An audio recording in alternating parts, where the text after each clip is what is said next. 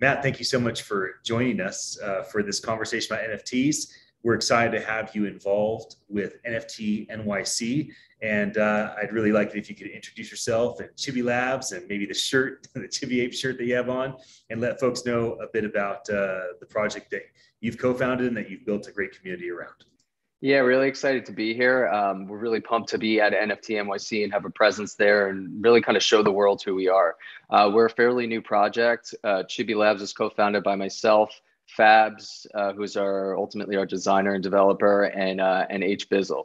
And we really created this because we have a love for obviously art, but 3D art is something that's really important to us. And we created a generation one of Chibis, only 200 in the collection, built a really kind of strong, solid community within that. And just recently in September, dropped generation two, which are Chibi Apes, and kind of went, more mainstream with it and built such an amazing community. And we've just been kind of, living it and breathing it for the past couple months. And it's just been really exciting to see kind of the whole thing take off. When you think about community development, how are you approaching community development today, potentially a little different than when you first got started recently with your very first drop, now you did your second, now you're on to your third. Do you have a different lens by which you view community development, management, decentralization, things of that nature? Yeah, look, for us, community is everything. Our collectors are really the lifeblood of our project and our business ultimately. I've been in the crypto and blockchain space for a really long time, and I know that community is really important. I've been in the NFT space for about a year, and I know it doesn't sound like a lot, but NFT years or NFT months are like years. So to us, really kind of going into this generation two launch that we did in September was really about getting the word out there, getting an education around our artwork, around our story, around our lore. But I think now that we've dropped kind of our generation two Chibi Apes, we've really developed kind of our strong ambassadors and collectors from within the community. It's going to be really important for us and them to really kind of come out and show force in numbers like they have been. I mean, it's just been amazing to see, anytime there's a mention of the company or anytime, we put out a post, to see all of our community come out and post their PFPs. It's, it's more than just a community. It's a family. And it's really amazing when you kind of use the analogy, when you think of NFT projects almost like a business. You look at the original mint almost like an IPO, and you look at your collectors almost as your shareholders. It creates this really fascinating dynamic, and to have our community so involved with all the decisions that get made, their influence and their fingerprints are all over everything that we're doing. It's really important for us because as we evolve over time, a lot of the different directions that we're taking are dictated by our community, and that's what's really important for us. Yeah, no, that's great. I'd love to. So you just compared it to like a business and an IPO and structure. That's kind of this current state of the technology.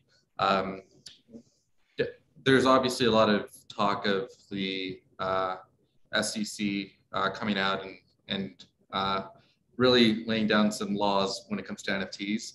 I'd love to know, technology-wise, why it differentiates itself from a business and a traditional IPO and shareholders, and your thoughts on that. Yeah, look, my feeling and our stance on it is, we've created art, and this is ultimately art that's going to be collected and shared by many. I think there are some financial properties that people, view that NFTs may have.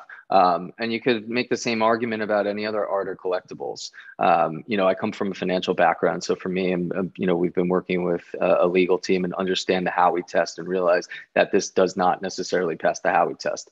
That's not to say that the core business that's ultimately, commercializing our products and commercializing the characters in the future, aren't creating ultimately commercial products that could potentially be monetized. It's not the NFTs themselves that's being monetized. It's kind of the artwork behind it, and it's some of the characteristics and traits behind it and the branding behind it that ultimately could be created into something that's more than just art. So like we haven't gone down the path of creating a utility token and, doing some of the things that some of these other projects are doing, because, to us, we're successful entrepreneurs and operators that have other businesses and, past businesses and reputations and credibility. And, everything that we do is above board. So we're going to work with a legal team and ensure that we're operating kind of within the confines of, what we believe are deemed to be, legal. When you project the future and you start building toward the future, and you maybe cast a vision to your community or to your team or to partners, hey, here's where we're going the next couple of years. Like if I say to you NFT 2024, what comes to mind?